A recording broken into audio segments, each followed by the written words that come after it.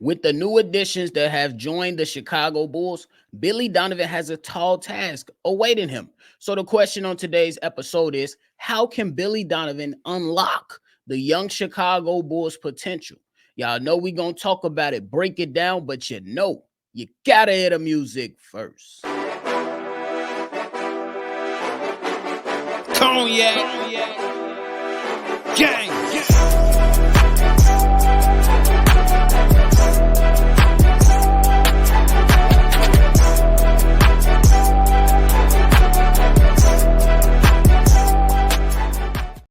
Shy Boys Podcast with the Cognac Boys. I'm Cognac Boy Bobby, and I'm holding it down on today's daily episode. If you're tuned in with me today, make sure you hit the like button, subscribe to the channel, and hit that notification bell as well. Big shout out to you, Bulls Nation, for supporting the channel. We're going to keep on keeping this thing rolling. Y'all already know, but let's get into it. Now, I think when Billy Donovan came into this, he thought that he was going to have one of those rosters that was going to be, maybe on the older side, maybe have some young players trickle in here and there. But then I know the expectation was set to have a more successful Chicago Bulls team. But unfortunately, things happen, injuries happen. Players have now moved on, or at least, some players came and gone.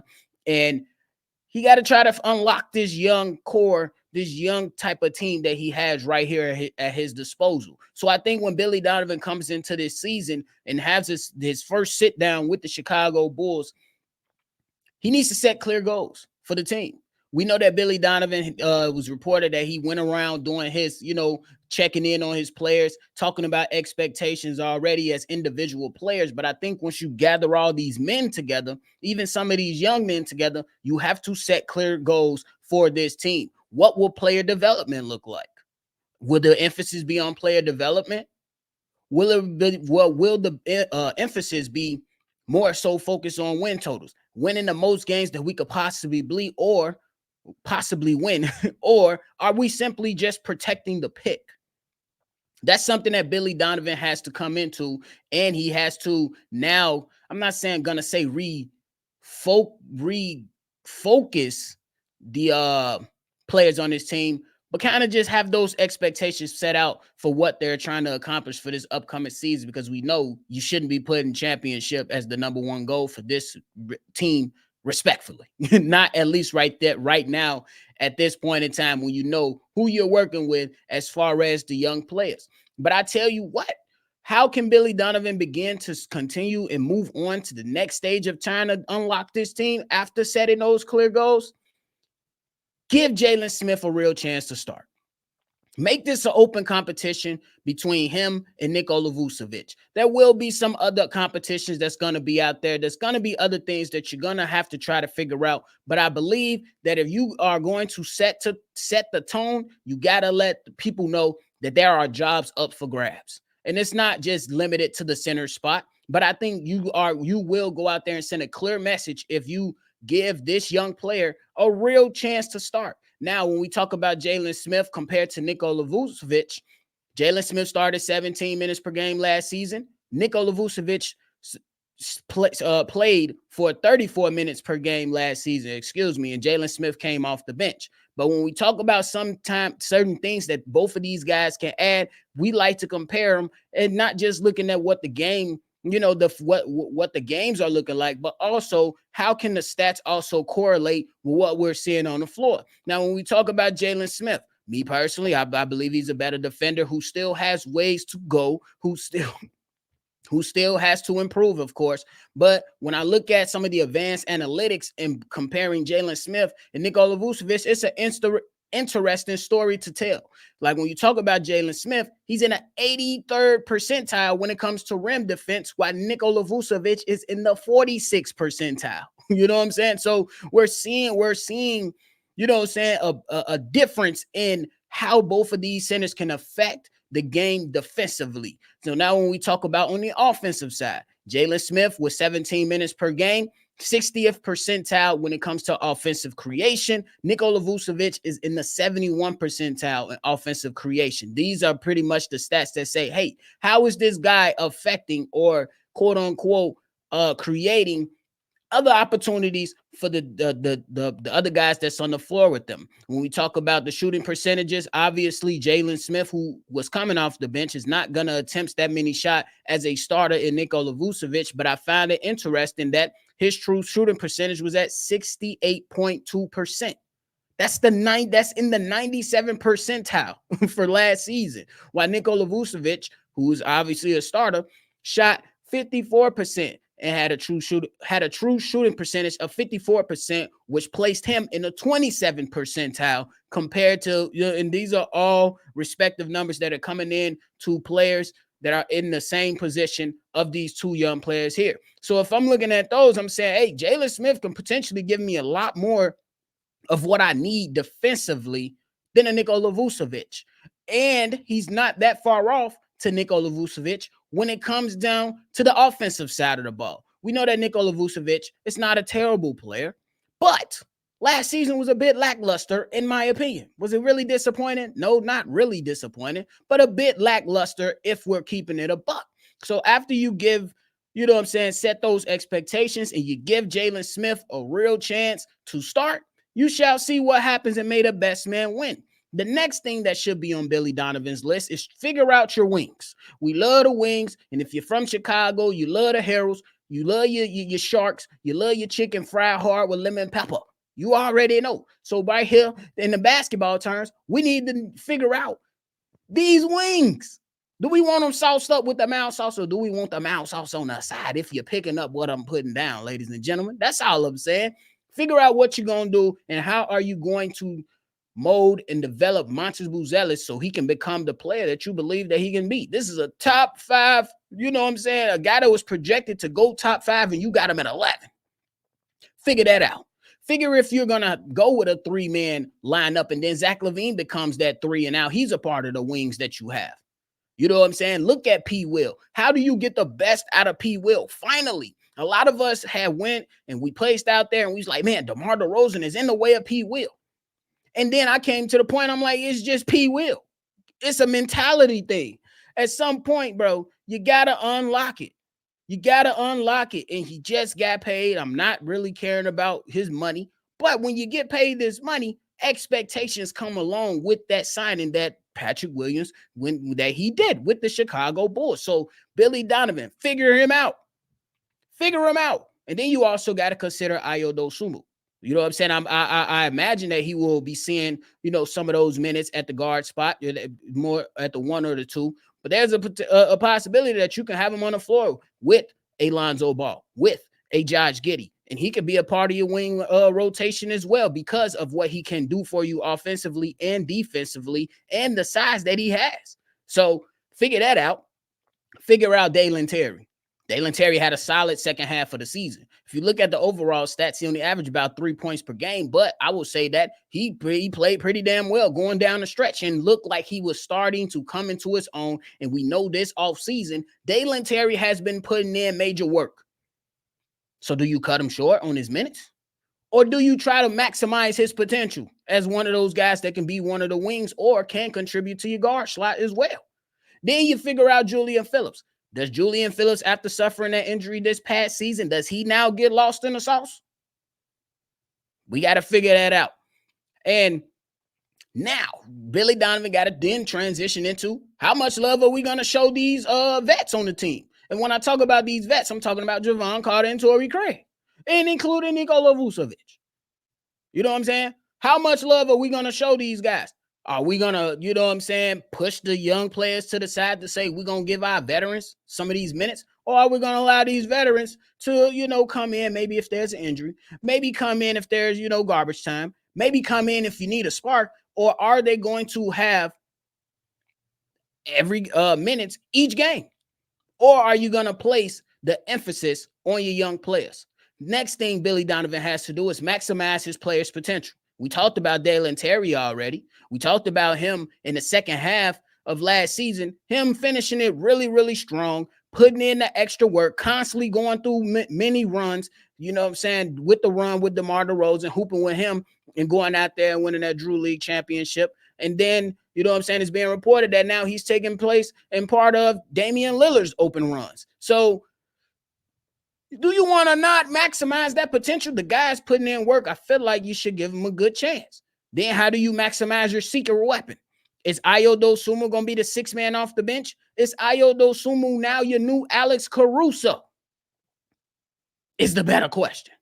Alex Caruso was damn near first man off the bench every time. If he wasn't starting, first man, second, maybe second man off the bench every time. Is this the new role for Ayo Dosunmu? And how do you maximize Kobe White? Putting in all that work, showing up, making a huge leap this past season, getting in the most improved player conversation, putting guys on notice, making the opposing team's game plan for him, coming out and Billy Donovan saying that, hey, now Kobe White knows how he has to switch up his training this past offseason so he can take another step forward. So Billy Donovan, you as the guy that's, driving the boat or leading the ship or whatever analogy you want to put that for the guy that's in charge, how do you not forget about Kobe White? Because it's been discussed around Bulls Nation, if we keeping it a buck, like, damn, does Kobe White now go back to the bench? Not in my opinion. I don't think that's smart, especially when you try to figure out, or you have to figure out, how do you maximize Zach LaVine for the time that you have him? Whether that's 20 games, 41 games, before the trade deadline, or the end of the season. How do you maximize Zach LaVine? He's still a two-time All-Star. He still got hella game. He might not want to be here, but for the time that he is here, how do you maximize Zach LaVine with these young guys? The next thing I got to think about is, how do you get Josh Giddey acclimated? You made a trade straight up. With Alex Caruso, saying Alex Caruso to OKC, get Josh Giddey back over here in Chicago. So how do you get Josh Giddey acclimated to where we can get the best out of him? We need the best out of him.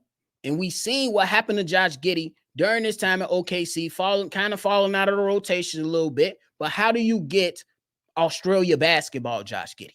That next step to where we seen Josh Giddey put on some solid performances, shooting over 40% from the three, attacking the basket, being one of the key guys on Team Australia in these past Olympics. How do you get Josh Giddey acclimated?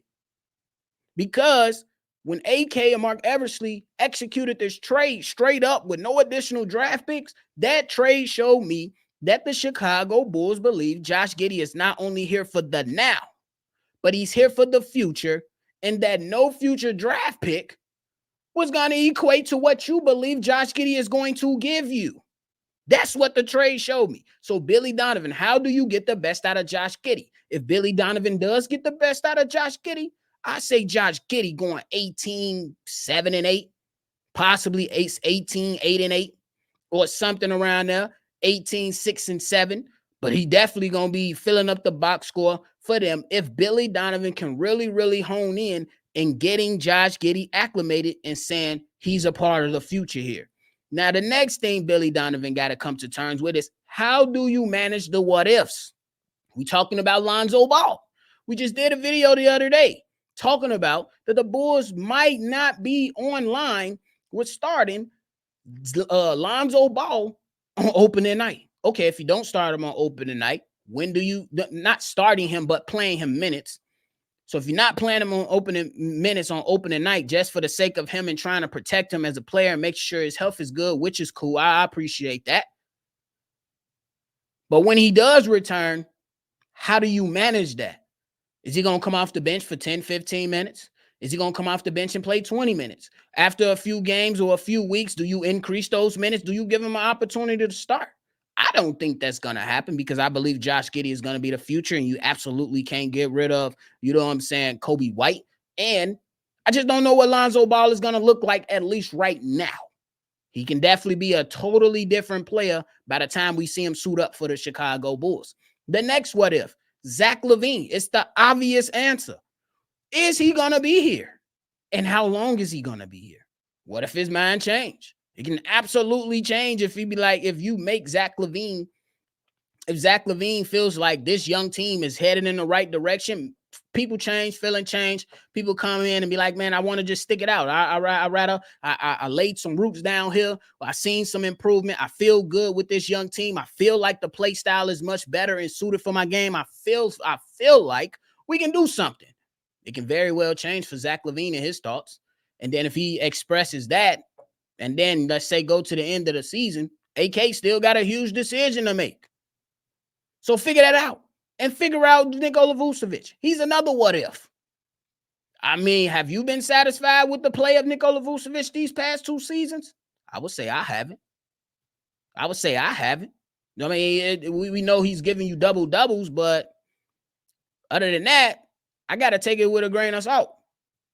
As a grain of salt. That's just how I'm looking at it. So Billy Donovan, he has all this on his plate. He got many things that he has to navigate through. And I think that the only way you unlock the potential of these young Bulls is if you have set goals. You can't come into this lollygagging, just kind of going with the flow. You got to have a set plan, but also be willing to change the plan if you see others starting to elevate.